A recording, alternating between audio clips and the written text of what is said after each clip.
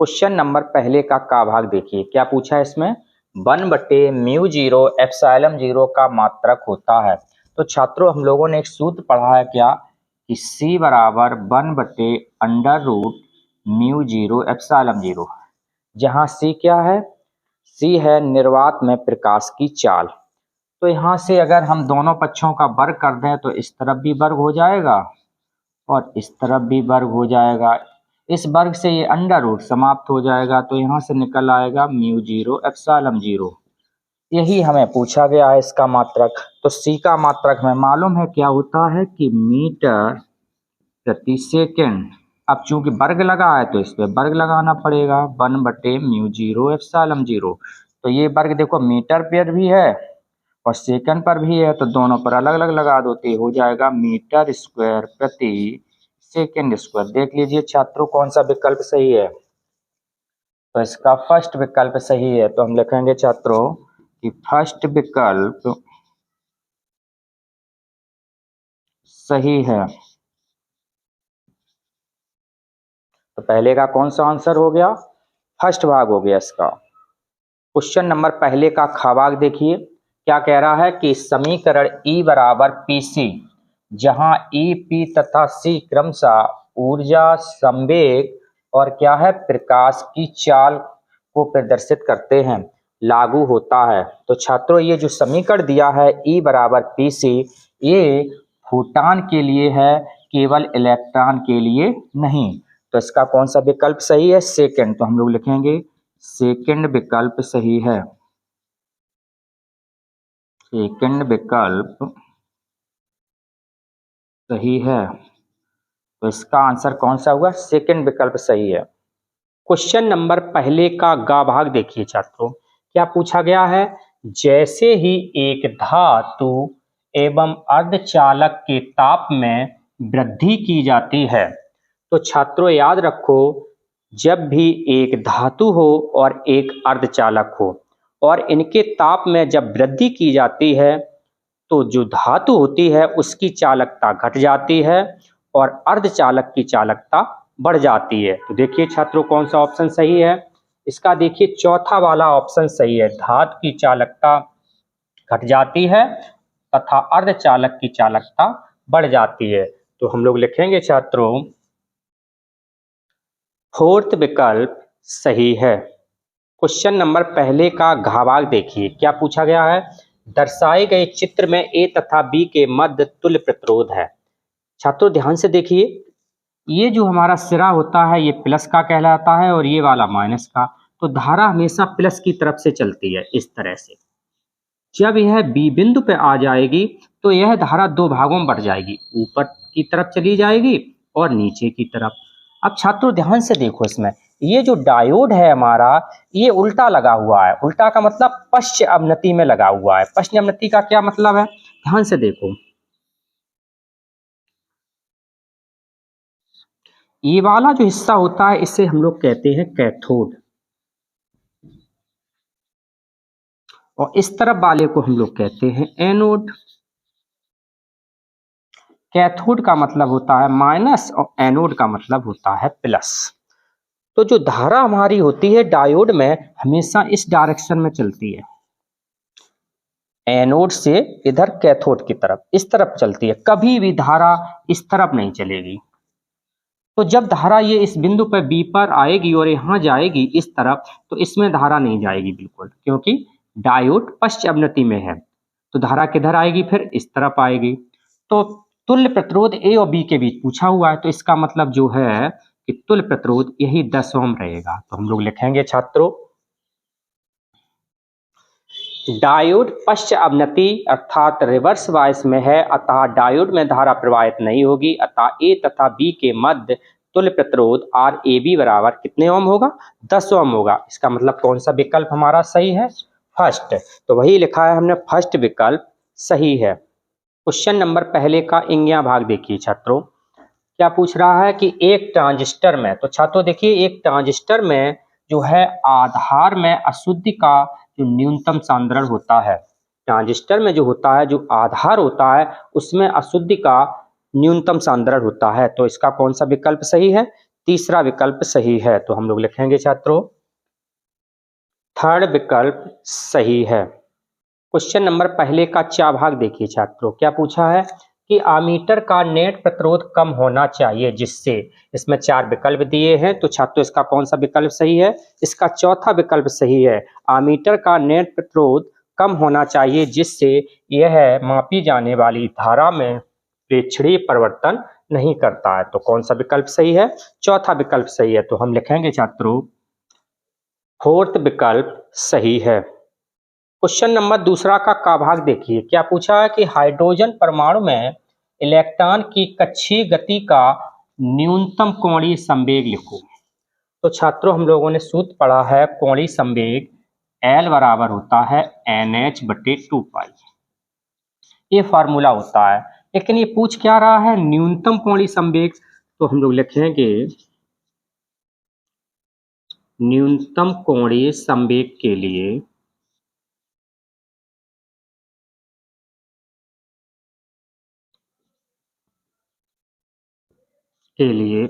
n बराबर कितना होता है? 1 रख दीजिए। तो यहाँ से बन जाएगा L बराबर 1H/2π। 1 का किसी संख्या में गुणा करेंगे उतना ही रहेगा। तो हमारा यहाँ से निकल के आ गया L बराबर H/2π। बस इसका यही हल हो गया, L बराबर H/2π। क्वेश्चन नंबर दूसरा का खा भाग देखिए छात्रों, क्या पूछ रहा है कि लेंस के प्रकाशिक केंद्र को परिभाषित कीजिए।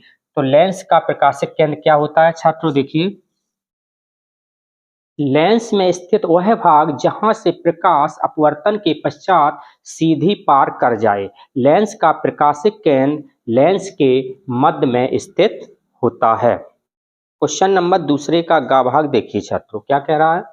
6C12 की अपेक्षा 6C14 में कितने प्रोटॉनों एवं न्यूट्रॉनों की अधिकता है? तो सबसे पहले हम लोग 6C12 पर चर्चा करेंगे। 6C12 में द्रव्यमान संख्या को छात्रों हम लोग ए से प्रदर्शित करते हैं। ए बराबर जो ये ऊपर लिखी होती है इसे हम लोग द्रव्यमान संख्या बोलते हैं। तो ए का मान हो गया यहाँ से 12। जो नीचे ये लिखी होती है संख्या इसे हम लोग कहते हैं परमाणु क्रमांक। परमाणु क्रमांक बराबर कितना है? 6। और ये छात्रों हम लोग जानते हैं कि प्रोटॉनों की संख्या बराबर परमाणु क्रमांक।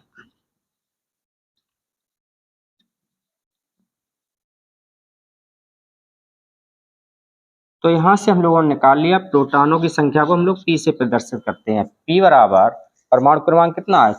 6। तो यहां से हमने प्रोटॉनों की संख्या निकाल ली, कितने के बराबर हो गई? 6 के बराबर। और हमें क्या निकालना है? न्यूट्रॉनों की संख्या। तो छात्रों हम लोगों ने सूत्र पढ़ा है कि A बराबर P+N। प्लस वाली P इस तरफ आएगी तो माइनस की हो जाएगी, तो A माइनस P बराबर N। ए का मान देखिए छात्रों कितना दिया है? 12। तो 12 माइनस P का मान है 6 बराबर N। तो 12 में से 6 घटा दीजिए, 6 बराबर N। तो यहां से छात्रों हम लोगों ने निकाल लिया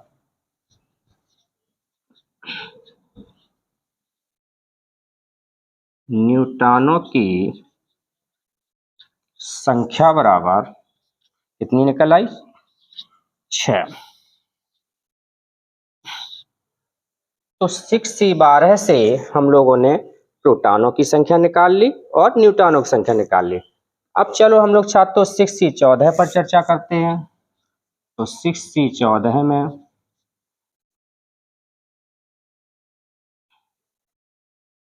द्रव्यमान संख्या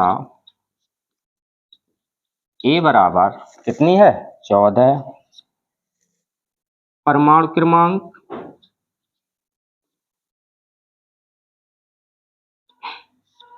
कितना है? 6 के बराबर। सबसे पहले क्या निकालेंगे हम लोग? प्रोटॉनों की संख्या। तो यहां से हम लोग लिखेंगे छात्रों प्रोटॉनों की संख्या बराबर इस संख्या बराबर परमाणु क्रमांक।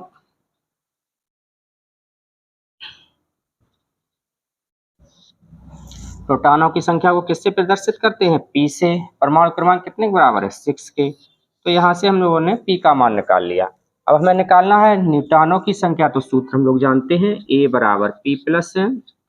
तो ए माइनस पी बराबर एन, प्लस वाली पी इस तरफ आएगी तो माइनस की हो जाएगी। ए का मान देखिए 14 है, माइनस पी का मान 6 बराबर एन। 14 में से 6 घटा दीजिए, 8 बराबर एन। तो यहां से छात्रों हमने निकाल लिया न्यूट्रॉनों की संख्या बराबर 8। अब देखिए छात्रों, प्रोटॉनों की संख्या तो देखो दोनों में बराबर है, तो हम ये लिखेंगे प्रोटॉनों की संख्या तो कैसी रहेगी? बराबर। और न्यूट्रॉनों की संख्या देख लो, इसमें कितनी आई थी? 6 और इसमें 8, तो ये कितना ज्यादा है? 6 में कितना जोड़े जब 8 होंगे तो 2। इसका मतलब है न्यूट्रॉनों की संख्या कितनी अधिक है?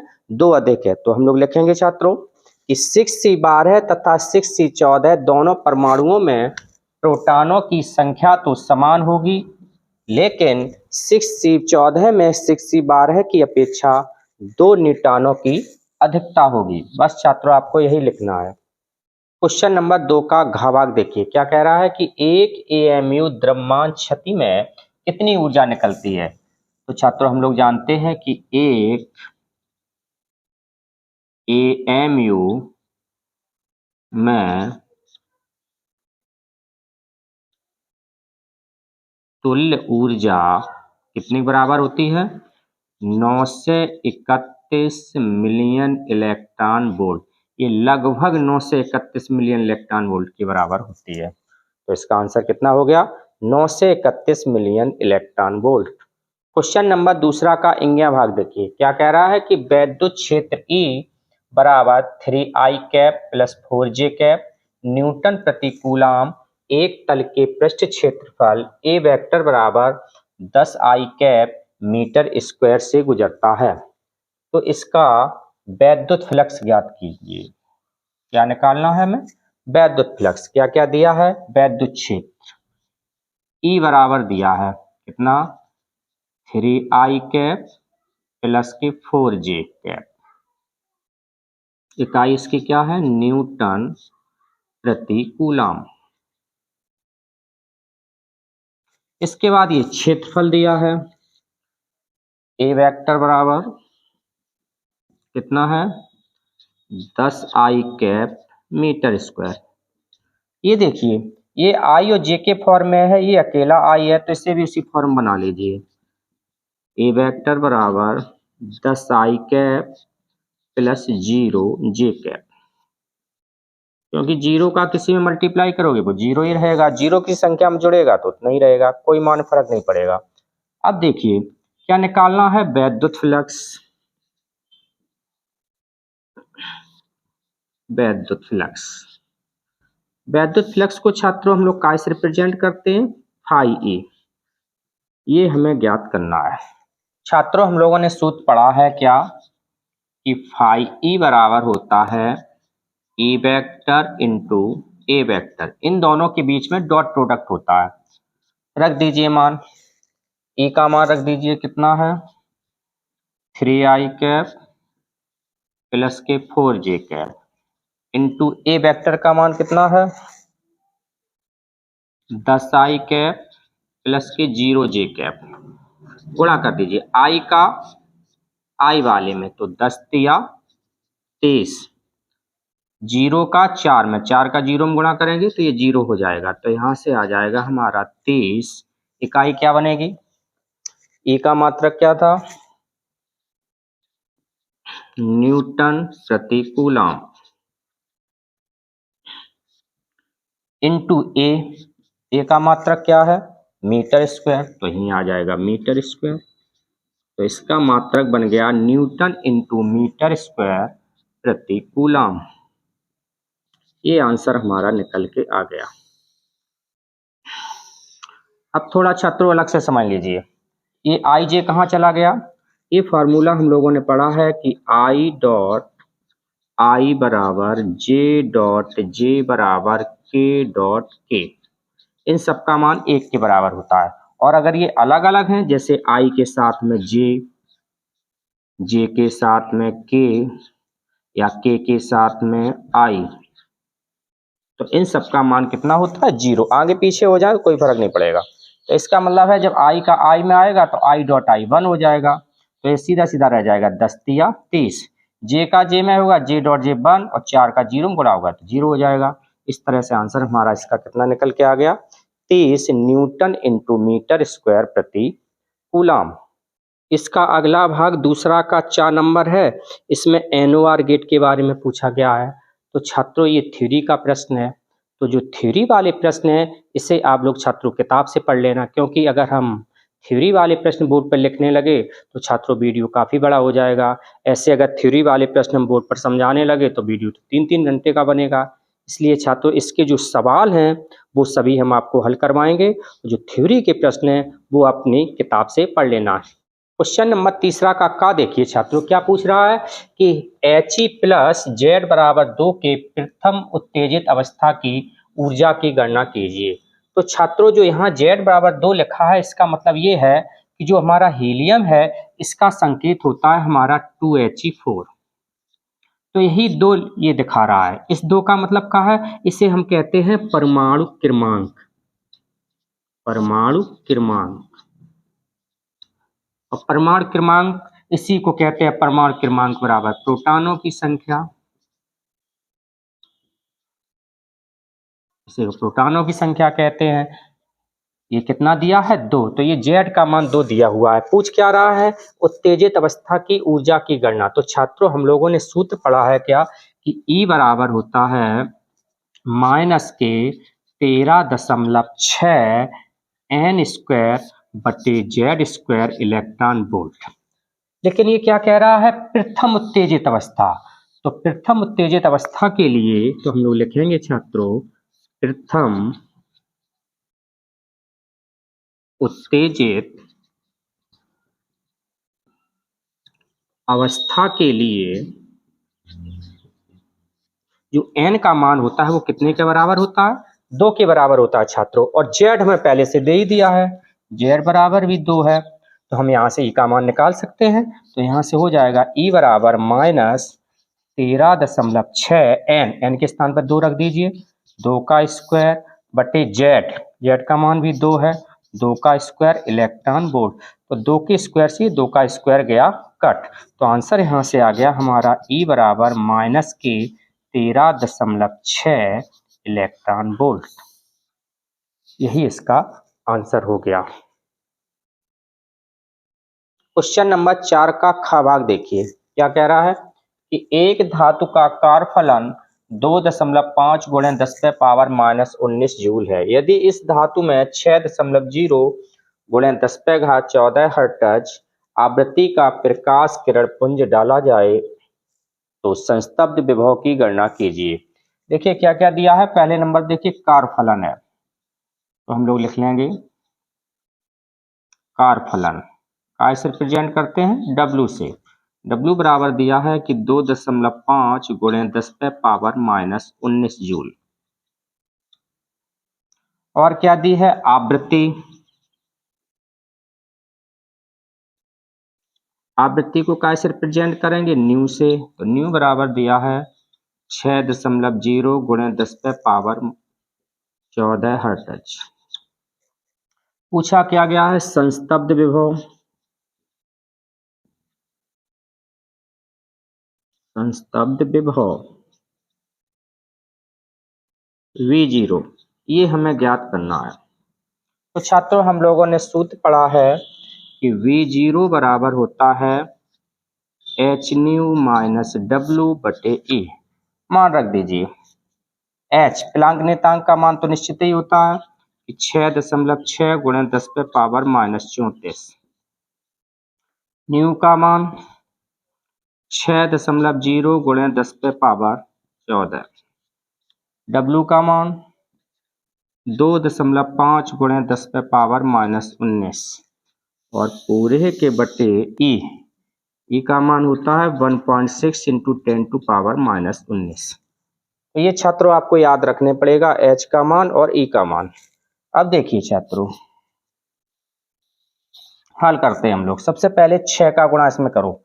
6 छंग 36 की 6 से लगा 3, 6 छंग 36 और 3 39। एक अंक बाद दशमलव है, दशमलव लगा दीजिए। 10 पे पावर, देखिए 10 पे पावर ऋण की 34 है और प्लस के 14 है। घटा दीजिए, 34 में से 14 घटेंगे माइनस के 20, तो यहाँ से पावर आ जाएगी माइनस की 20। -2.5 गुणे 10 पे पावर -19 बटे 1.6 गुणे 10 पे पावर -19। अब छात्रों ध्यान से देखिए, इसमें से ये तभी घटेगा जब ये जो 10 पे पावर जो है ये समान होनी चाहिए, या तो दो जगह 10 पे पावर -20 हो या दोनों जगह 10 पे पावर -19 हो। तो देखिए हम पावर को समान कर रहे हैं। क्या करेंगे, इस दशमलव को एक अंक आगे बढ़ा देंगे, तो यहाँ हो जाएगा 3.96 गुणे 10 पे पावर -20 का हो जाएगा माइनस का 19, माइनस के 2.5 गुणे 10 पे पावर -19 बटे 1.6 गुणे 10 पे पावर -19।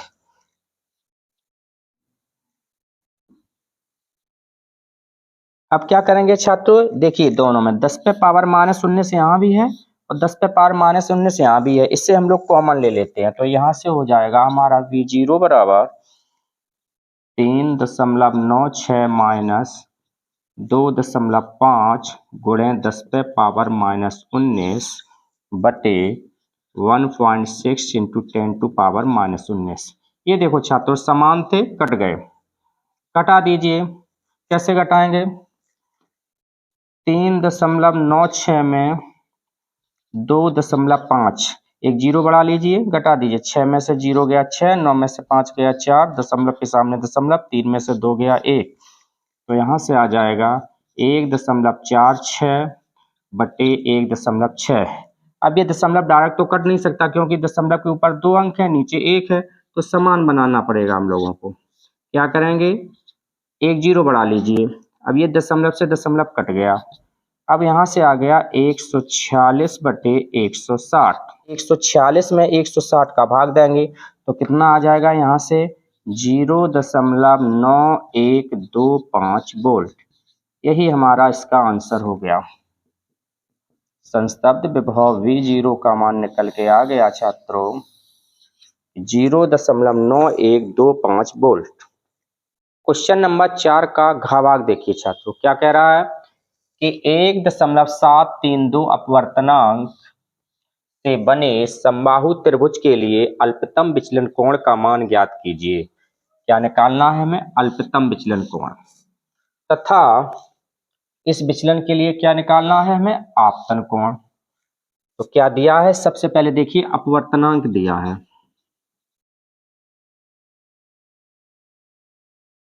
अपवर्तनांक को हम लोग काय से प्रदर्शित करते हैं, n से, n बराबर 1.732। फिर इसने क्या दिया है, समबाहु त्रिभुज। छात्रों नेक्स्ट समबाहु त्रिभुज के बारे में समझ लीजिए, कौन सा त्रिभुज है ये, समबाहु त्रिभुज। समबाहु त्रिभुज की क्या परिभाषा होती है कि समबाहु त्रिभुज की तीनों भुजाएं बराबर होती हैं तो इनके तीनों कोण भी बराबर होंगे। तो इसका मतलब ये हुआ कि ये कोण और ये कोण और ये कोण, तीनों कोण आपस में बराबर होंगे। तो ये भी 60 अंश का होगा, यह भी 60 अंश का होगा और ये भी 60 अंश का होगा। तो प्रिज्म का कोण दिया हुआ है तो हम लिखेंगे प्रिज्म का प्रिज्म कोण। इसी को छात्रों हम एक नाम से और जानते हैं, इसी को हम कहते हैं प्रिज्म का अपवर्तक कोण। दो नाम है इसके और इससे हम लोग ए से प्रदर्शित करते हैं। तो ए बराबर कितना हो गया, यहाँ से 60 अंश। क्या निकालना है मुझे, अल्पतम विचलन कोण। अल्पतम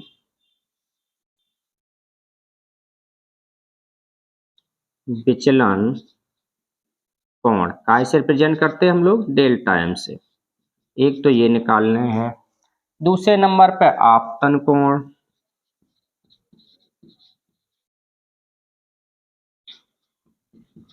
आपतन कोण को कैसे रिप्रेजेंट करते हैं, आई से।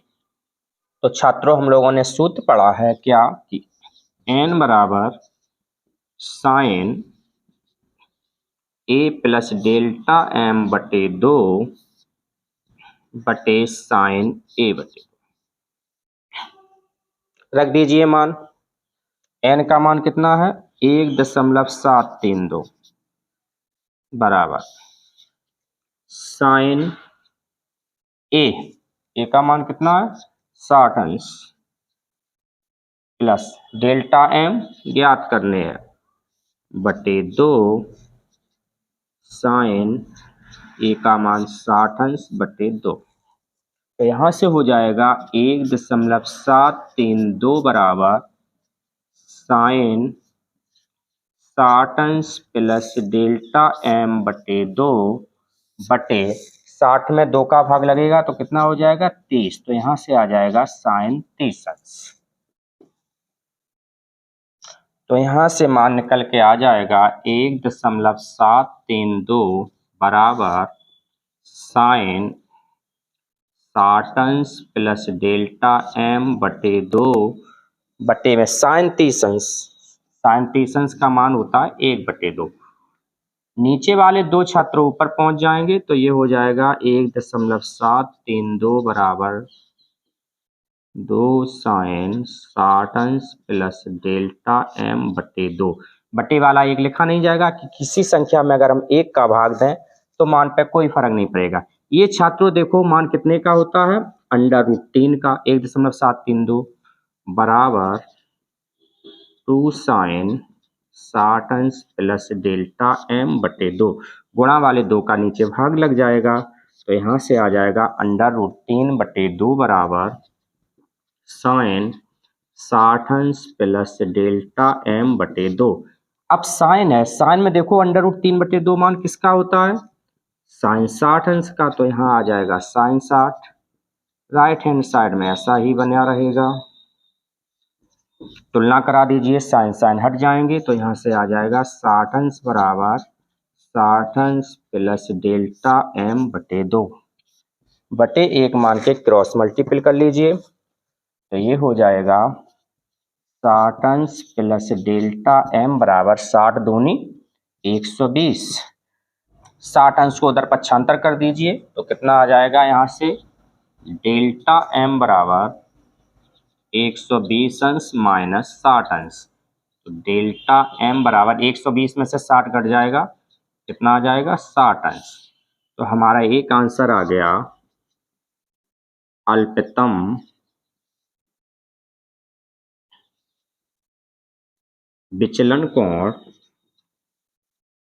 डेल्टा m बराबर 60 अंश।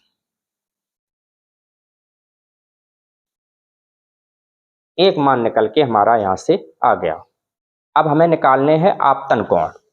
तो आपतन कोण के लिए हम लोगों ने सूत्र पढ़ा है छात्रों आपतन कोण I बराबर a प्लस डेल्टा m बटे 2। ए का मान कितना था 60 अंश प्लस डेल्टा m अभी निकाला हम लोगों ने 60 अंश बटे 2 जोड़ दे दिए 60 60 120 अंश बटे 2 2 का भाग लगा दीजिए कितना आ जाएगा 60 अंश। तो यहां से निकल के आ गया I बराबर 60 अंश। तो आपतन कोण और विचलन कोण दो पूछे गए थे। तो आपतन कोण का मान कितना आया हमारा यहाँ से 60 अंश और अल्पतम विचलन कोण का मान कितना आया 60 अंश। आपतन कोण को हम लोग एक नाम से और जानते हैं जिसका नाम है निर्गत कोण। अगर पेपर में निर्गत कोण के नाम से पूछा जाए तब भी आपको यही हल करना है।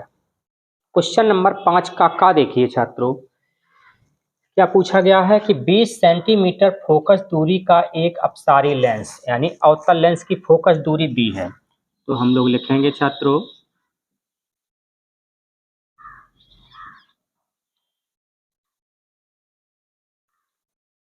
अवतल लेंस की फोकस दूरी हमने इसे मान लिया f1 बराबर कितनी दी है 20 सेंटीमीटर। छात्रों हम लोग जानते हैं कि अवतल लेंस की फोकस दूरी हमेशा कैसी होती है, ऋणात्मक। तो इसमें माइनस चिन्ह लेंगे तो कितनी हो जाएगी, माइनस की 20 सेंटीमीटर। फिर क्या कह रहा है, 30 सेंटीमीटर फोकस दूरी का एक अपसारी लेंस यानी उत्तल लेंस की फोकस दूरी।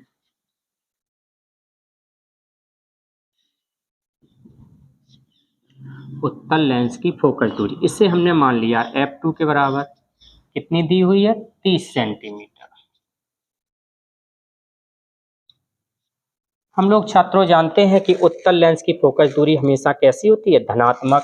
तो ये प्लस की हो जाएगी। फिर क्या कह रहा है, परस्पर 15 सेंटीमीटर की दूरी पर रखे हैं, यानी दोनों लेंसों के बीच की दूरी, दोनों लेंसों के बीच की दूरी, इसे हमने d मान लिया, कितना है, 15 सेंटीमीटर। थोड़ा चित्र से समझ लें कि जैसे ये देखिए, ये हमारा एक अवतल लेंस हो गया और दूसरा ये उत्तल लेंस है। दोनों कितनी दूरी पर हैं, 15 सेंटीमीटर। दोनों लेंसों के बीच की दूरी कितनी है, 15 सेंटीमीटर है। इसकी फोकस दूरी f1 बराबर हो गई माइनस की 20 सेंटीमीटर और इसकी हो गई f2 बराबर 30 सेंटीमीटर। इतनी दी हुई है। एक ही मुख्य अक्ष पर है तो ये अपनी मुख्य अक्ष हो गई, ये मुख्य अक्ष हुई, मुख्य अक्ष। अब प्रश्न ये कह रहा है कि एक वस्तु को कितनी दूरी पर रखा जाए कि उसका प्रतिबिंब अनंत पर बने। ये कह रहे हैं इस मुख्य अक्ष पर वस्तु को कहाँ रखा जाए कि जिससे इसका प्रतिबिंब कहाँ पर बने, अनंत पर बने। तो छात्रों हम लोग लिखेंगे कि हम जानते हैं कि अंतिम प्रतिबिंब अनंत पर बने यह तभी संभव है जब अवतल लेंस द्वारा प्रतिबिंब उत्तल लेंस के फोकस पर स्थित हो, अर्थात अवतल लेंस द्वारा प्रतिबिंब अवतल लेंस के सामने 15 सेंटीमीटर पर बने। इस स्थिति में v बराबर माइनस के 15 सेंटीमीटर। चित्र से समझ लीजिए छात्रों, ये अपना अवतल लेंस है तो अवतल लेंस के सामने प्रतिबिंब कितनी दूरी पर बने, 15 सेंटीमीटर की। तो ये 15 सेंटीमीटर पर प्रतिबिंब बनना चाहिए। तो अब छात्रों देखिए, प्रतिबिंब की स्थिति के बारे में हम आपको एक अलग से वीडियो डाल देंगे, उसमें आप देख लेना, क्योंकि प्रतिबिंब की स्थिति अगर इसमें समझाने लगे तो वीडियो काफ़ी बड़ा हो जाएगा। प्रतिबिंब की स्थिति समझाने के लिए कम से कम आधा घंटा तो समय चाहिए ही। इसमें फिलहाल अभी इतना ही समझ लीजिए आप, और प्रतिबिंब की स्थिति की डिटेल के बारे में आप अलग से वीडियो हमारा देख लेना। छात्रों हम लोगों ने सूत्र पढ़ा है क्या कि 1/f बराबर 1/v माइनस 1/u। अब देखो ध्यान से, जो प्रतिबिंब बन रहा है किस लेंस के सामने बन रहा है, अवतल लेंस की, और अवतल लेंस की फोकस दूरी को हमने क्या माना है, f1।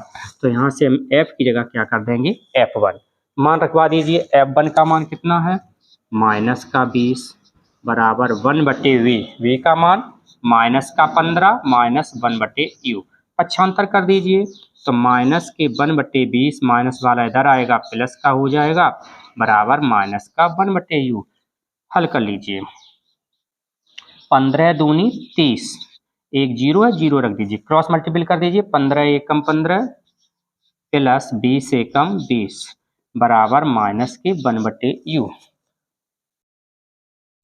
20 में से 15 घटा दीजिए, 5/300 बराबर माइनस के 1/u। 5 के पार काट दो, 5 एकम 5, 5 छक्का 30, जीरो, 1/60 बराबर माइनस के 1/u। क्रॉस मल्टीपल कर दीजिए तो यहाँ से निकल के आ जाएगा u बराबर माइनस 60 सेंटीमीटर। u का मान कितना निकल के आ गया छात्रों, माइनस के 60 सेंटीमीटर। तो हम लोग छात्रों लिखेंगे कि वस्तु को अवतल लेंस से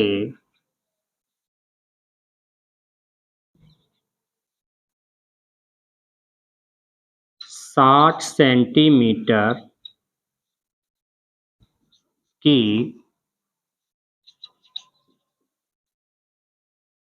दूरी पर रखना चाहिए। यही इसका आंसर हो गया। क्वेश्चन नंबर 5 का गा भाग देखिए, क्या कह रहा है कि व्हीटस्टोन सेतु का सिद्धांत लिखिए, दिए गए परपथ में आमीटर द्वारा मापी गई धारा ज्ञात कीजिए। तो सबसे पहले हमें इसमें क्या लिखना है, व्हीटस्टोन सेतु का सिद्धांत। तो हम लोग छात्रों क्या लिखेंगे व्हीटस्टोन सेतु के सिद्धांत में, कि सेल द्वारा सेतु में वैद्युत धारा प्रवाहित करने पर धारा मापी में कोई विक्षेप उत्पन्न न हो तो सेतु संतुलित कहा जाता है। इस दशा में चतुर्भुज की किन्हीं दो संलग्न भुजाओं के प्रतिरोधों का अनुपात शेष दो संलग्न भुजाओं में लगे प्रतिरोधों के अनुपात के बराबर होता है। माना कि चार प्रतिरोध P, Q, R तथा S चतुर्भुज ABCD की चार भुजाओं के रूप में जुड़े हैं, तब व्हीटस्टोन सेतु के सिद्धांत से P/Q बराबर R/S, और आपको ये चित्र बना देना है। बस व्हीटस्टोन सेतु के सिद्धांत में आपको इतना ही लिखना है। अब हमें क्या ज्ञात करना है, आमीटर द्वारा मापी गई धारा। तो देखिए छात्रों, हम लोग धारा कैसे ज्ञात करेंगे। तो छात्रों सबसे पहले हम लोग ये चित्र में ये देखेंगे ये संतुलित व्हीटस्टोन सेतु है या नहीं। तो इसके लिए कैसे हम लोग चेक करेंगे, जैसे मान लो ये PQRS, तो ये मान निकाल रहे हैं हम लोग यहाँ से P/Q बराबर R/S। कितना मान है, 20/20 बराबर 20/20, क्योंकि चारों प्रतिरोध कैसे हैं, समान है। हल कर लो, 1 बराबर 1। इसका मतलब क्या है कि जो 10 ओम का ये प्रतिरोध है ये प्रभावहीन रहेगा, इसका इस सर्किट पर कोई प्रभाव नहीं रहेगा, क्योंकि ये संतुलित व्हीटस्टोन सेतु है। चलो अब ये वाला हम लोग चेक कर लें, ये भी देख लीजिए PQRS, इसका भी बराबर आएगा 20/20 बराबर 20/20, तो ये भी समान है। इसका मतलब क्या हुआ, ये भी जो 10 ओम का प्रतिरोध है ये भी प्रभावहीन होगा। तो हम लोग लिखेंगे छात्रों, दिया गया परपथ एक संतुलित व्हीटस्टोन सेतु है, अतः 10 ओम के दोनों प्रतिरोध प्रभावहीन होंगे, तब परपथ निम्न प्रकार होगा। तो हमारा परपथ किस प्रकार का हो जाएगा, ये जो 10 ओम के प्रतिरोध हैं इनका कोई प्रभाव नहीं रहेगा, तो ये हट जाएंगे यहाँ से। ये देखिए दोनों यहाँ से हट गए क्योंकि इनका कोई प्रभाव नहीं है। अब देखिए छात्रों हम लोग कैसे हल करेंगे, ये देखो तीनों प्रतिरोध इनको हम लोग माने ले रहे हैं। इसे मान लिया हमने R1, इसे R2 और इसे R3। तो R1, R2, R3 ये किस क्रम में है, ये श्रेणी क्रम में जुड़े हैं। तो हम लोग लिखेंगे R1, R2, R3 श्रेणी क्रम में जुड़े हैं।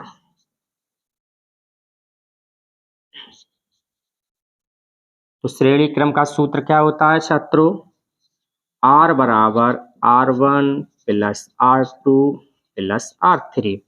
अभी हमें नीचे वाले भी प्रतिरोध जोड़ने हैं, तो इसका हमने तुल्य प्रतिरोध मान लिया R' के बराबर है।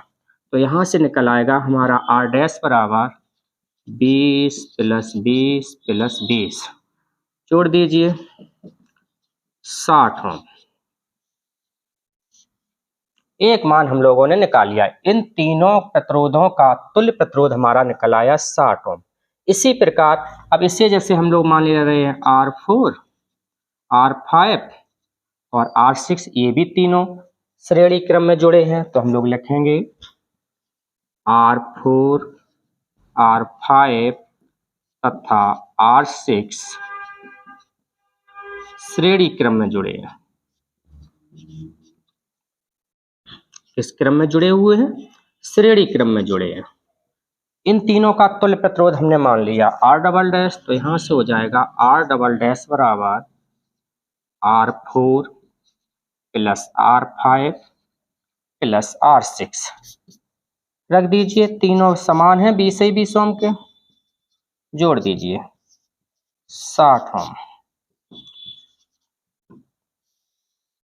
तो इन तीनों का तुल्य प्रतिरोध कितना निकल आया, 60 ओम।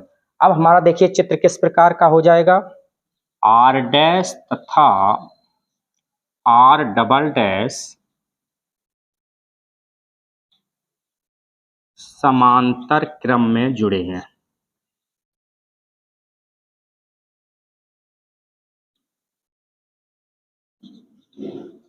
और समांतर क्रम का आप लोगों को सूत्र याद है छात्रों, क्या होता है कि 1/r बराबर 1/r1 प्लस 1/r2।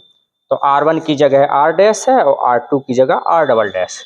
तो यहाँ से हो जाएगा 1/r dash plus 1/r double dash. मान रख दीजिए कितना है, 60 के बराबर है दोनों। हर समान है, एक बार अंश ही अंश जुड़ जाएंगे।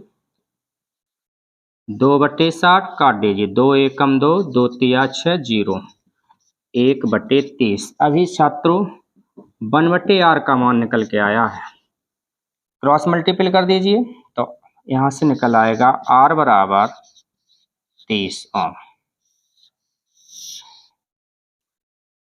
तो ये प्रतिरोध जो इतने जुड़े हुए थे, इनका तुल्य प्रतिरोध हमारा निकल के आ गया है कितना, 30 ओम। अब छात्रों में ज्ञात करने क्या है, धारा। तो धारा कैसे निकालेंगे, तो छात्रों हम लोगों ने ओम का नियम पढ़ा हुआ है। ओम के नियम से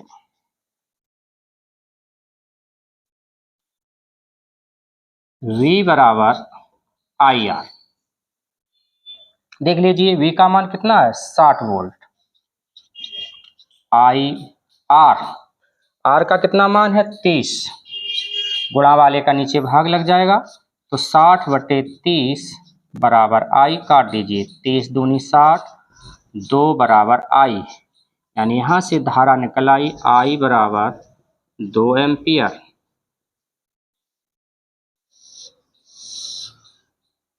यही हमें ज्ञात करना था।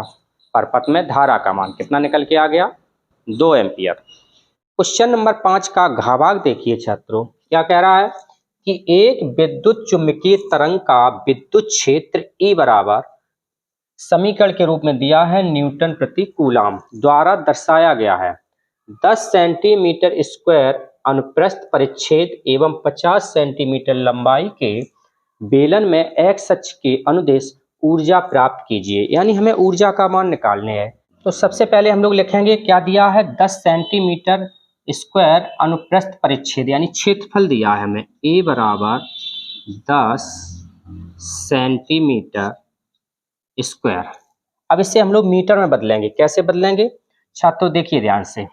हम लोग जानते हैं कि 1 सेंटीमीटर बराबर 1/100 मीटर।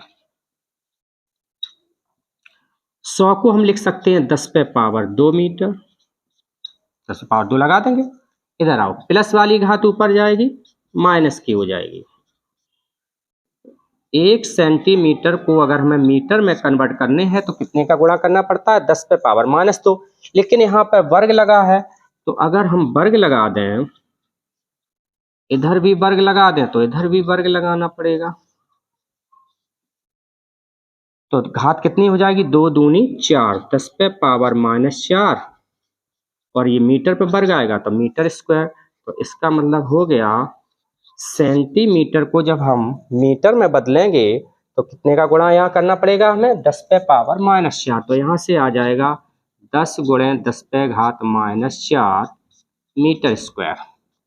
1 0 ये हटाने हैं तो कितना हो जाएगा, 1 × 10 पे पावर कितना हो जाएगा, ध्यान से देखिए।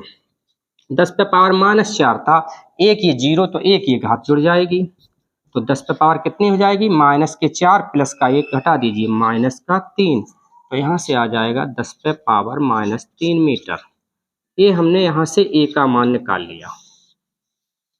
और क्या दिया हुआ है, 50 सेंटीमीटर लंबाई के बेलन। बेलन की लंबाई दी हुई है छात्रों, थोड़ा चित्र से समझें।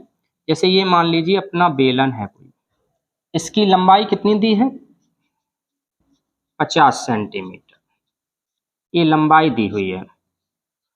तो इससे चाहे हम लंबाई बोलें या फिर इसकी ऊंचाई बोलें, दोनों का मतलब एक ही है। तो हम लोग लिखेंगे h बराबर कितनी दी है, 50 सेंटीमीटर। इसे भी छात्रों हम लोग मीटर में कन्वर्ट करेंगे तो कितना हो जाएगा, 50 × 10 पे पावर -2 मीटर। ये देखिए 1 सेंटीमीटर किसके बराबर है, 10 पे पावर माइनस 2 मीटर के बराबर। ये जीरो अगर हटाना चाहें तो यहाँ से हो जाएगा 5 गुणे 10 पे पावर माइनस 1 मीटर। यहाँ से हमने h का मान निकाल लिया। एक समीकरण और दिया हुआ है कितना, E बराबर 50 साइन ओमेगा कोष्टक में है t माइनस एक्स बटे सी। ओमेगा का अंदर गुणा कर दीजिए तो E बराबर हो जाएगा 50 sine omega t minus omega x बटे सी। इसकी हम लोग क्या करेंगे, स्टैंडर्ड समीकरण से तुलना करा देंगे। स्टैंडर्ड समीकरण क्या होता है, E बराबर E0 sine omega T plus के एक्स से तुलना करने पर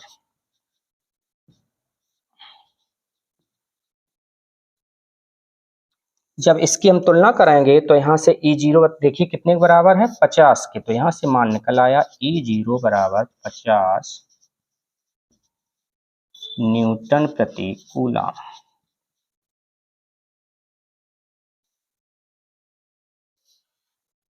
अब हम लोग निकालेंगे तरंग का औसत ऊर्जा घनत्व।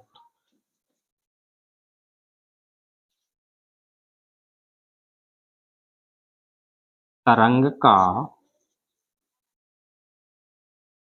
औसत ऊर्जा घनत्व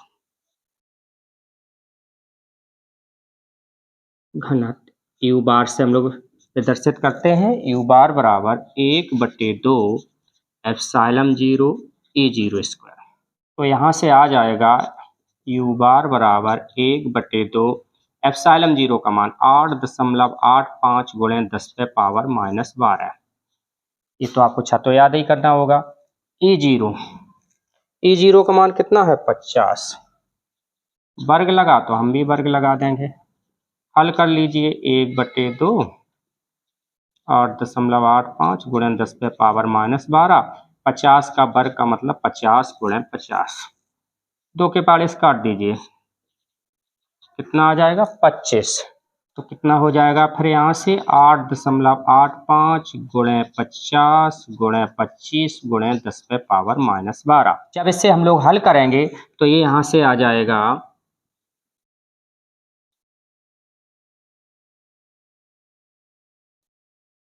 देखिए 2 अंक बाद दशमलव है तो पीछे से हम 2 अंक बाद दशमलव लगा देंगे और यहाँ से हमारा मान निकल आया U बराबर 11,062.50 गुणे 10 पे पावर माइनस 12। इसकी इकाई होती है जूल प्रति मीटर क्यूब। ये मान हम लोगों ने यहाँ से निकाल लिया।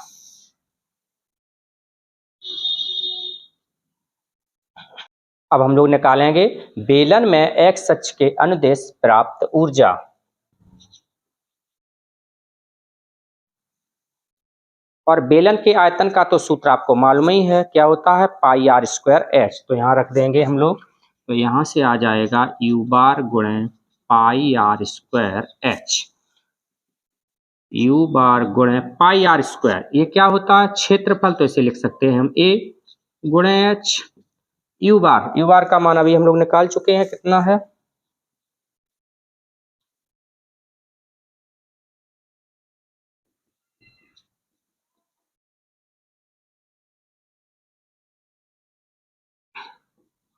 ए का मान है 1 गुणे 10 पे घात माइनस के 3 इंटू एच का मान 5 गुणे 10 पे पावर माइनस 1। हल कर लीजिए तो यहाँ से आ जाएगा हमारा गुणे 5 गुणे 10 पे पावर। 10 पे पावर देख लीजिए अच्छा तो कितनी हो जाएगी, अलग से देखिए 10 पे पावर माइनस के 12 है, माइनस के 3 और माइनस का 1। तो 10 पे पावर हो जाएगी 12, 3 15 और 1 16। 10 पे पावर हो जाएगा माइनस का 16। जब 5 का हम लोग इसमें गुणा करेंगे तो ये हमारा यहाँ से आ जाएगा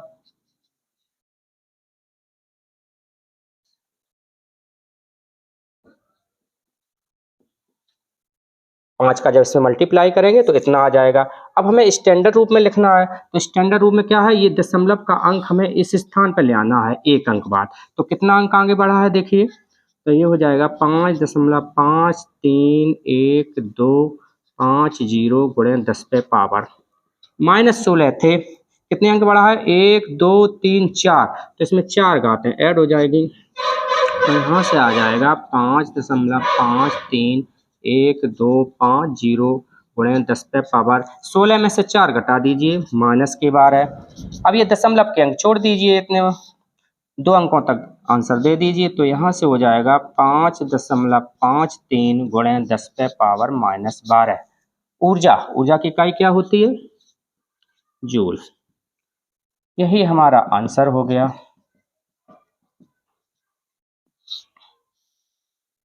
यही हमें ज्ञात करना था, 5.53 गुणे 10 पे पावर -12 जूल। क्वेश्चन नंबर 5 का इंगिया भाग क्या कह रहा है कि यदि ड्यूट्रॉन नाभिक तथा अल्फा कण की बंधन ऊर्जा प्रति न्यूक्लियन क्रमशः 1.25 मिलियन इलेक्ट्रॉन वोल्ट तथा 7.4 मिलियन इलेक्ट्रॉन वोल्ट हो, तो निम्नलिखित अपक्रिया में Q का मान ज्ञात कीजिए। Q का मान निकालना है और ये अपक्रिया का समीकरण दिया हुआ है। तो छात्रों हम लोग लिखेंगे क्या, तो ये छात्रों हमें सवाल में दिया हुआ है कि ड्यूट्रॉन नाभिक की प्रति न्यूक्लियन बंधन ऊर्जा 1.25 मिलियन इलेक्ट्रॉन वोल्ट और अल्फा कण की प्रति न्यूक्लियन बंधन ऊर्जा 7.4 मिलियन इलेक्ट्रॉन वोल्ट। हमें Q का मान ज्ञात करना है। ड्यूट्रॉन को हम लोग 1s2 से प्रदर्शित करते हैं और अल्फा कण को 2He4 से। छात्रों हम लोगों ने सूत्र पढ़ा है कि बंधन ऊर्जा बराबर द्रव्यमान संख्या गुणे प्रति न्यूक्लियन बंधन ऊर्जा। तो हम लोग लिखेंगे छात्रों कि हम जानते हैं कि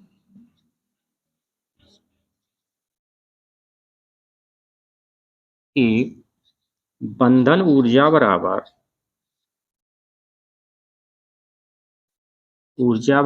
द्रव्यमान संख्या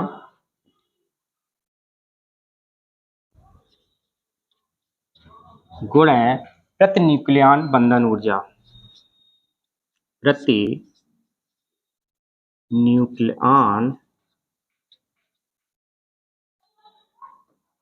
बंधन ऊर्जा।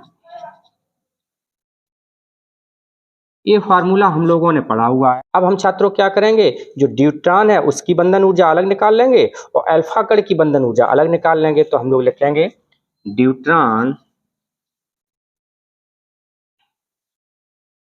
की बंधन ऊर्जा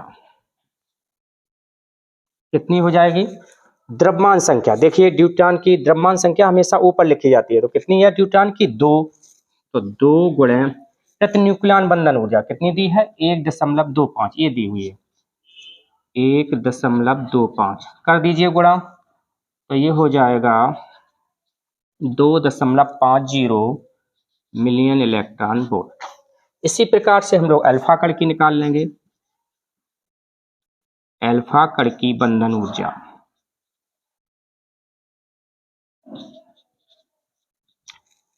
अल्फा कण में द्रव्यमान संख्या कितनी होती है, ये देखो जो ऊपर लिखी हुई है कितनी है, ये 4, तो यहाँ इसमें 4 का मल्टीप्लाई हो जाएगा।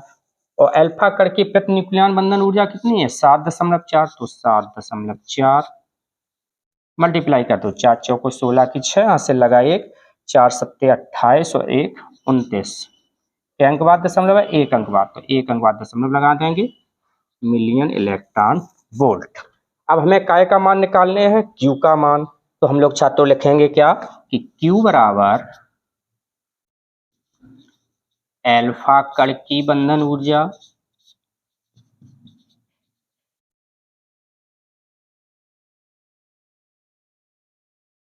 माइनस 2 गुणे ड्यूट्रॉन की बंधन ऊर्जा,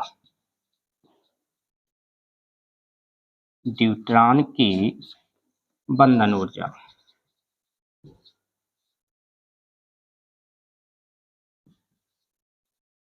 अब ड्यूट्रॉन में ये 2 कहां से आ गए, देखिए समीकरण देखिए, अल्फा कण में ये तो अकेला ही है 2He4, तो ये तो अकेला ही रहेगा। ड्यूट्रॉन 1s2 में कितने हैं, ये 2, तो यहाँ ड्यूट्रॉन के साथ में कितने रहेंगे 2, रख दीजिए मान, ये कितना है 29.6, तो 29.6 -2 इंटू ड्यूट्रान की, ये देखिए 2.50। हल कर लीजिए यहाँ से, तो ये हो जाएगा 29.6 माइनस 5.00, ये हो जाएगा। घटा दीजिए तो यहाँ से मान निकल के आ जाएगा Q बराबर 29 में से ये 5 घटेंगे तो यहाँ से आ जाएगा 24.6 मिलियन इलेक्ट्रॉन वोल्ट। यही हमें ज्ञात करना था Q का मान। तो Q का मान आ गया 24.6 million electron volt. Question number 6 देखिए छात्रों, क्या पूछ रहा है, यदि संधारित्र को 100 माइक्रो कूलाम तक आवेशित किया गया हो, यानी आवेश दिया है हमें, Q बराबर कितना है 100 माइक्रो कूलाम। हमें छात्रों मालूम है 1 माइक्रो बराबर होता है 10⁻⁻⁶। तो यहाँ से हो गया 100 गुणे 10⁻⁻⁶ कूलाम।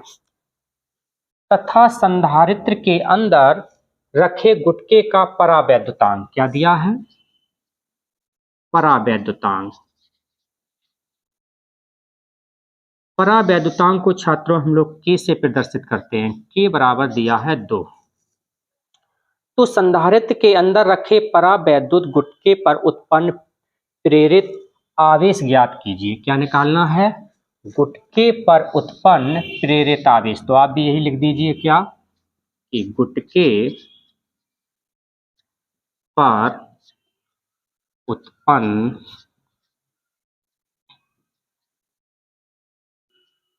प्रेरित आवेश, इसे हम लोगों ने मान लिया QP के बराबर। तो छात्रों सूत्र होता है QP बराबर Q1 माइनस 1/K।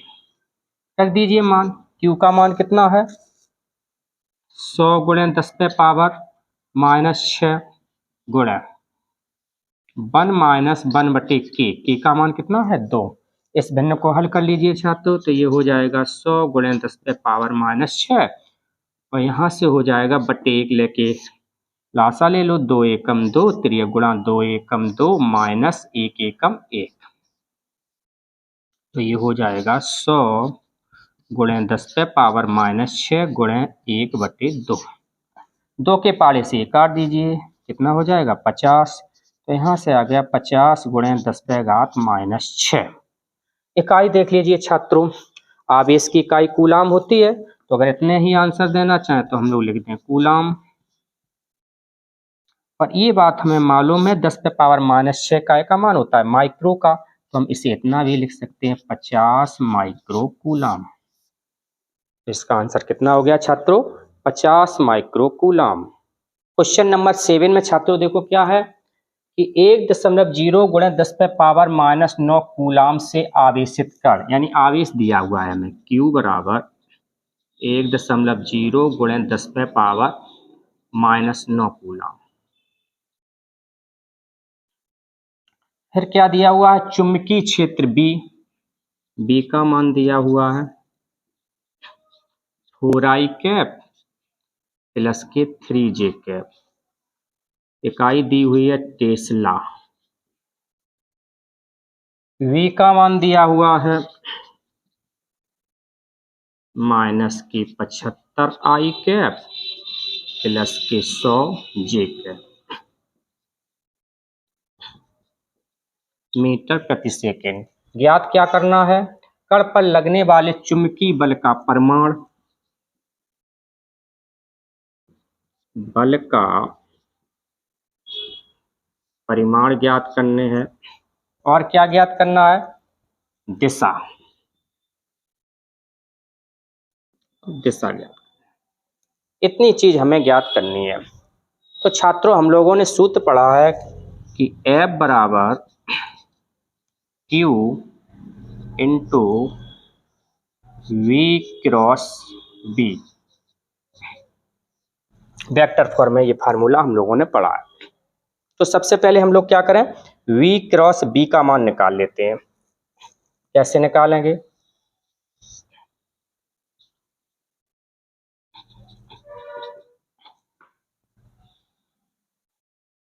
आई कैप जे कैप के कैप, इस सारे फॉर्म से हल किया जाता है।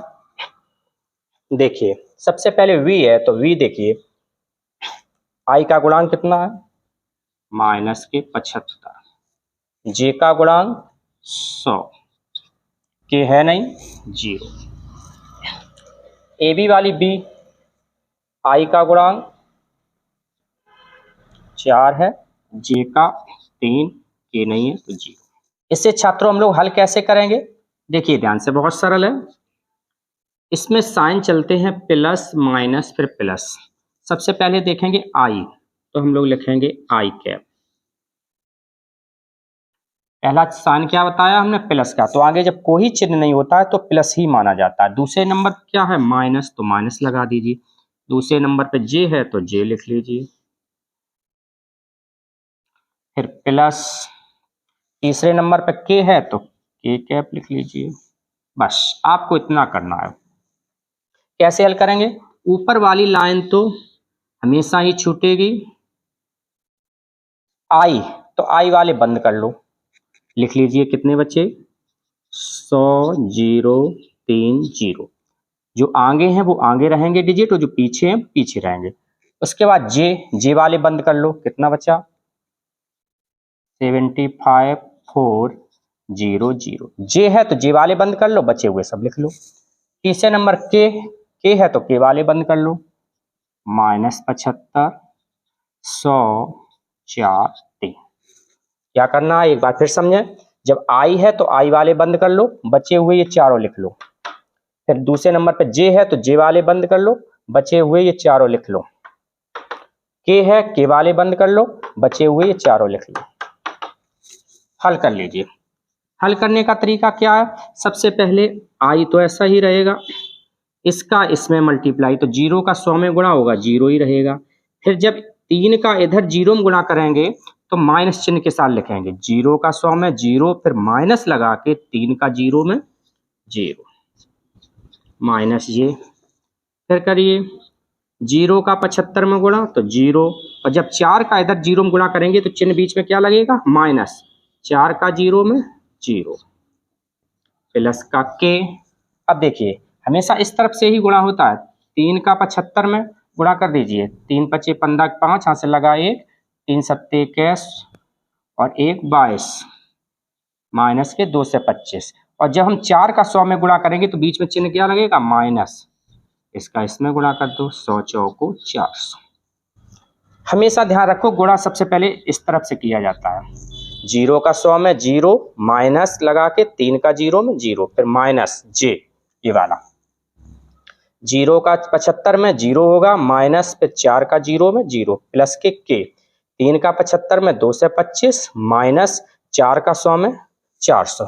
हल कर लीजिए तो ये हो जाएगा आई कैप, 0 में से 0 घटेगा 0 ही रहेगा, 0 में से 0 घटेगा 0 ही रहेगा, ये कितना हो जाएगा के कैप, 400 में 2 से 25 जोड़ दो तो ये हो जाएंगे माइनस के 625। ये तो 0 का आई में गुणा करेंगे 0 ही हो जाएगा, 0 का जे में गुणा करेंगे 0 ही हो जाएगा, बस इतना बचेगा ये वाला पोर्शन। तो ये कितना हो जाएगा प्लस माइनस माइनस के 625 के कैप। यहाँ से हमारा ये मान निकल के आ गया, कितना v क्रॉस v बराबर -625 के। अब हम लोग छात्रों लिखेंगे क्या, वल F बराबर Q dot v cross b। Q का मान देखिए कितना दिया है 1.0 गुणे 10 पे पावर -9, और v क्रॉस b का मान अभी हम लोगों ने निकाला है छात्रों, कितना है माइनस के 625 के कैप। कर दीजिए गुणा, -1 का किसी संख्या में गुणा करेंगे उतना ही रहेगा, तो इसका आंसर आ गया 625 गुणे 10 पे पावर -9 के कैप। पूछा क्या गया है बल का परिमाण, तो हम लोग लिखेंगे बल का परिमाण।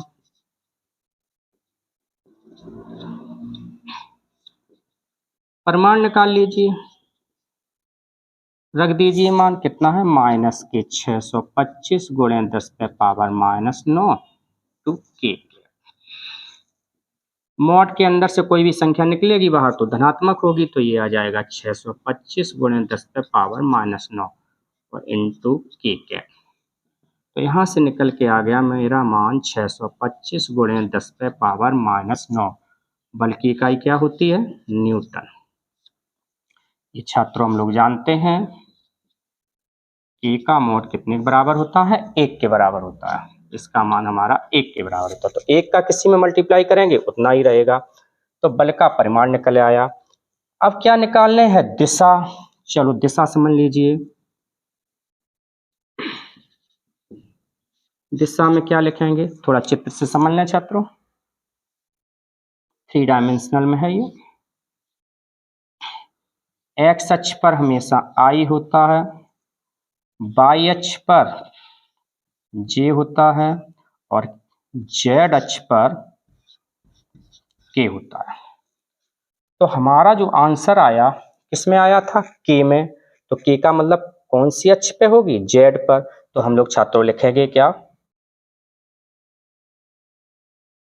चुंबकीय बल की दिशा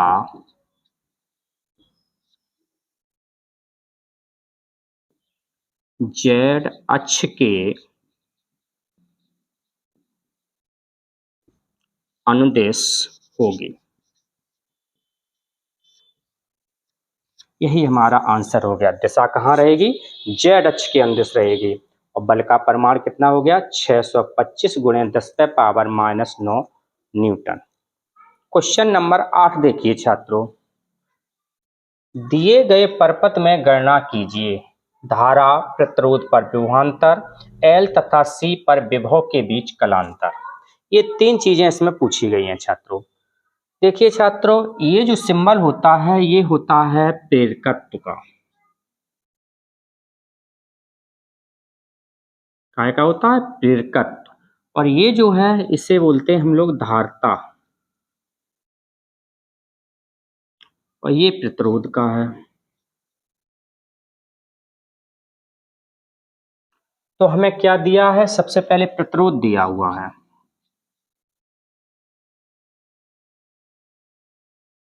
R बराबर 200 ओम। उसके बाद क्या दिया है इसे बोलते हैं VL प्रेरकत्व के सिरों के बीच विभवांतर VL बराबर 80 वोल्ट। इसे बोलते हैं हम लोग VC यानी धारता के सिरों के बीच विभवांतर VC बराबर कितना है 80 वोल्ट। और क्या दिया हुआ है समीकरण दिया है V बराबर 400 साइन 10 पाई टी। इतनी चीज हमें दी हुई है छात्रों। क्या करेंगे हम लोग सबसे पहले क्या करेंगे इसकी स्टैंडर्ड समीकरण से तुलना करा दीजिए। इससे प्रत्यावर्ती वोल्टता समीकरण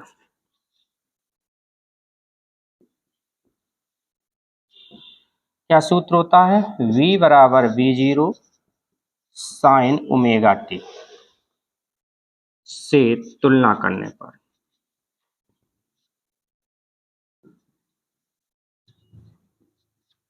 तो देख लीजिए यहाँ पर V0 के स्थान पर कितना लिखा है 400, तो यहाँ से मान निकल के आ गया V0 बराबर 400। ओमेगा ओमेगा के स्थान पर कितना है 10 पाई, तो ओमेगा बराबर 10 पाई। ये मान हम लोगों ने यहाँ से निकाल लिए। और देखो ध्यान से छात्रों VL और VC का मान बराबर है इक्वल, यानी कि VL बराबर VC ये दिया हुआ है। और VL बराबर होता है IXL, VC बराबर होता है IXC। I से I कट गया, यहाँ से निकल आया XL बराबर XC, प्लस वाली XC इस तरफ आएगी माइनस की हो जाएगी XL माइनस XC बराबर 0। यहाँ से हमने एक संबंध निकाल लिया। अब हम लोग क्या करेंगे छात्रों ये परपथ कौन सा है LCR परपथ है, तो हम लोग लिखेंगे LCR परपथ के लिए।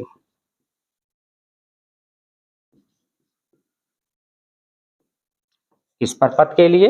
LCR परपथ के लिए। परपथ में प्रतिबाधा, परपथ में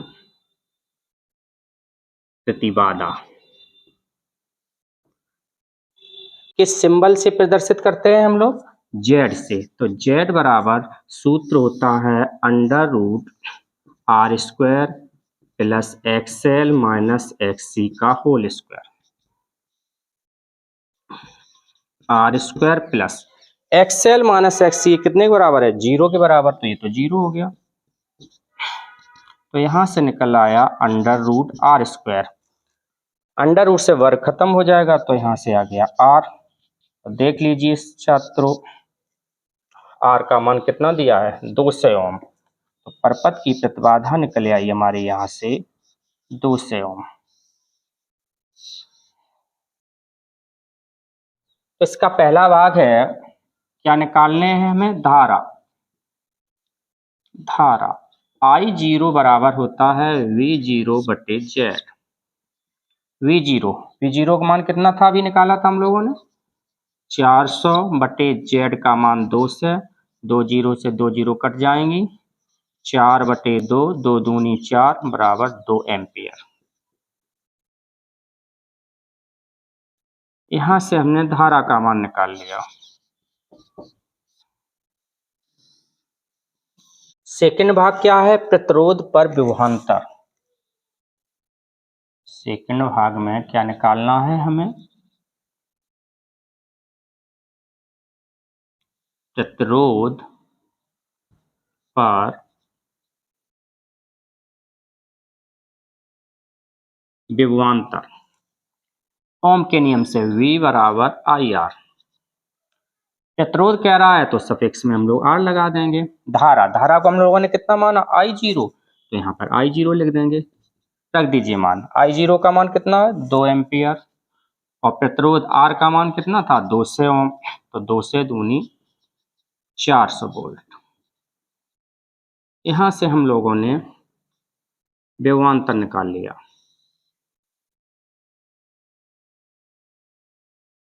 थर्ड भाग में L तथा C पर विभव के बीच कलांतर। परपथ हमारा कौन सा था? LCR। तो LCR परपथ के लिए क्या पूछ रहा है? L तथा C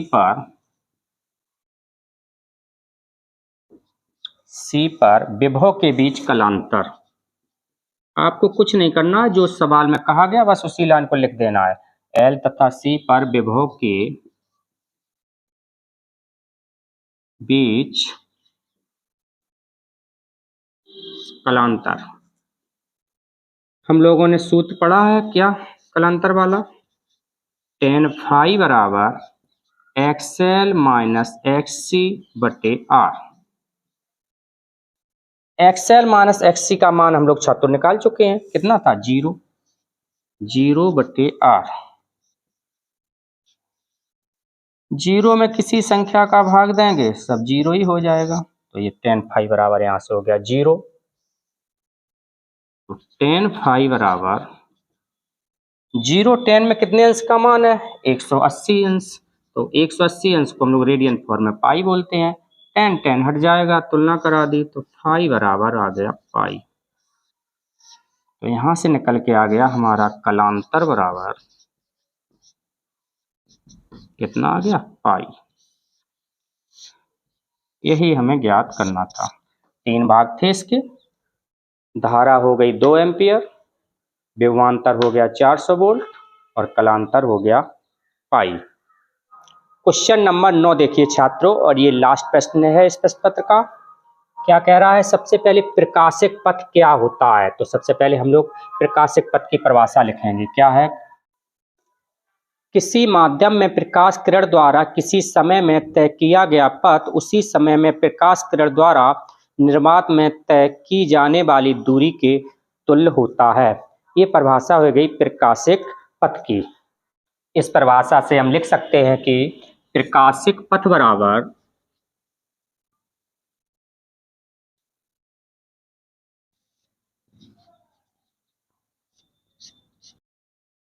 प्रकाश द्वारा तय किया गया पथ गुणे प्रकाश के माध्यम का अपवर्तनांक। अब सवाल देखिए छात्रों, क्या कह रहा है कि एक कांच के गुटके में 6000 एंगस्ट्रॉम यानी तरंग दैर्घ्य दी हुई है।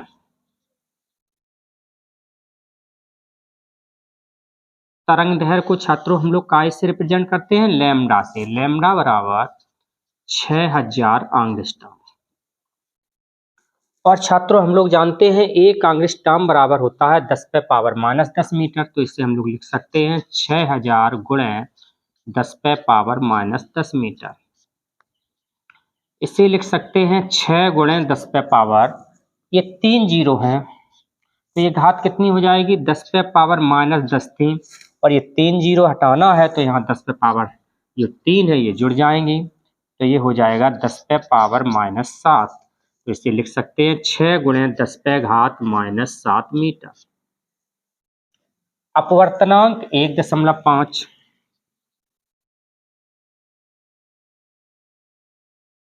अपवर्तनांक को हम लोग n से प्रदर्शित करते हैं, n बराबर 1.5।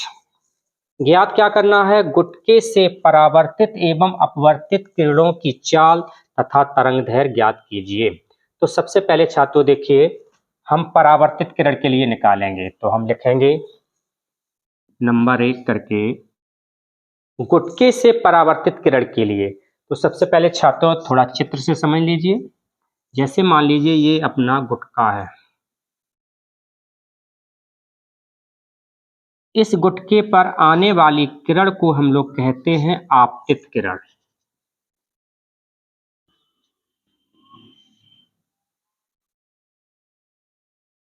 आने वाली किरण क्या हो गई? आपतित किरण। और इस गुटके से टकराकर उसी माध्यम में वापस लौटने की किरण को हम लोग कहते हैं परावर्तित किरण।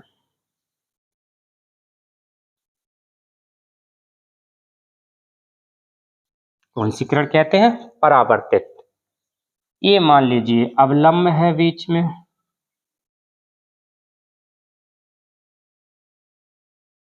तो हम लोग परावर्तित किरण के लिए निकाल रहे हैं, यानी इस किरण के लिए हमें निकालना है चाल तथा तरंग दैर्घ्य। तो देखिए छात्रों, हम जानते हैं कि परावर्तित प्रकाश की चाल एवं तरंग दैर्घ्य समान माध्यम में समान होती है। देखिए आपतित किरण जिस माध्यम से आई उसी माध्यम में वापस लौट गई, तो माध्यम ऊपर कैसा है? समान। तो इसका मतलब चाल और तरंग दैर्घ्य कैसी रहेगी? समान रहेगी। तो हम लिखेंगे छात्रों कि गुटके से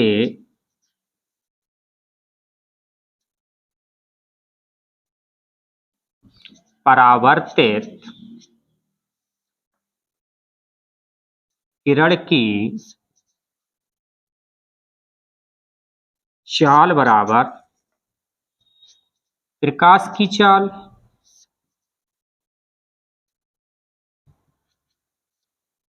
और प्रकाश की चाल कितनी होती है? 3 गुणे 10⁸ मीटर प्रति सेकेंड। तो एक आंसर तो ये हो गया अपना। अब क्या पूछा गया है? तरंग दैर्घ्य। तो तरंग दैर्घ्य कितनी हो जाएगी?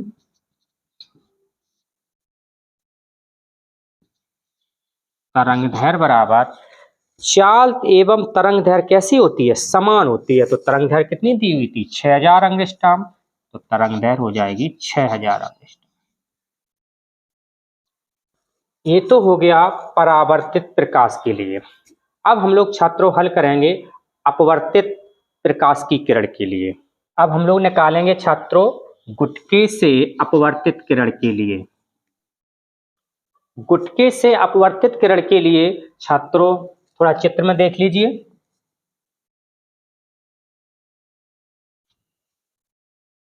ये किरण कौन सी कहलाती है? परावर्तित किरण। जब कोई किरण एक माध्यम से दूसरे माध्यम में जाती है तो उस किरण को हम लोग कहते हैं अपवर्तित किरण। तो इस किरण का नाम होगा अपवर्तित किरण। ये किरण है अपवर्तित किरण। तो इस अपवर्तित किरण के लिए हम क्या निकालेंगे? चाल तथा तरंगदैर्घ्य। तो हम जानते हैं कि माध्यम में अपवर्तन के कारण प्रकाश की चाल एवं तरंगदैर्घ्य दोनों बदल जाती हैं। छात्रों, हम लोगों ने सूत्र पढ़ा है कि n बराबर लैम्डा बटे लैम्डा m, जहां लैम्डा बराबर क्या होता है, निर्वात अथवा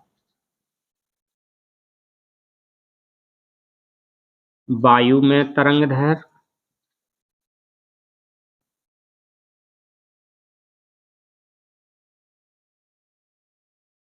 और लैम्डा m का मतलब होता है किसी माध्यम में तरंगदैर्घ्य।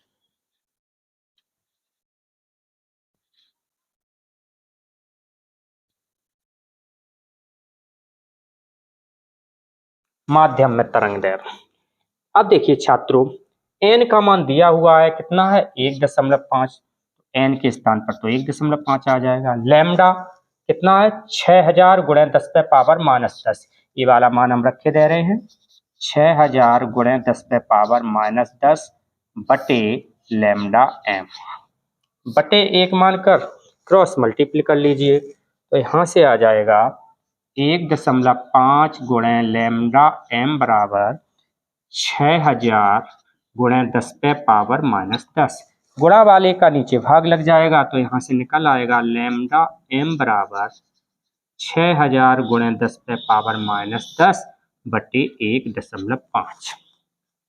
अब ध्यान से देखिए छात्रों, ये एक अंक बाद दशमलव है, तब ये दशमलव हटेगा तो ऊपर एक जीरो बढ़ जाएगा, तो यहाँ से आ जाएगा 6000 थे और एक जीरो और बढ़ जाएगा, गुणे 10⁻⁻10 और बटे 15। एक जीरो बढ़ गया इस दशमलव की वजह से। अब 15 के पालिश काट दीजिए डायरेक्ट, 15 चौको 60, कितनी जीरो हो जाएंगे 1 2 3 3 जीरो। तो यहाँ से निकल के आ गया लैम्डा m बराबर 4000 गुणे 10⁻⁻10। तो यहाँ से मेरा मान निकल आया लैम्डा m बराबर 4000 एंगस्ट्रॉम।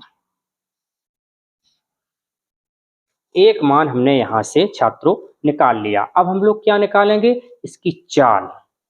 चाल ज्ञात करने के लिए छात्रों हम लोगों ने सूत्र पढ़ा है क्या, n बराबर c बटे v, जहां c क्या है, निर्वात अथवा वायु में प्रकाश की चाल, v क्या है, माध्यम में प्रकाश की चाल, माध्यम में प्रकाश की चाल।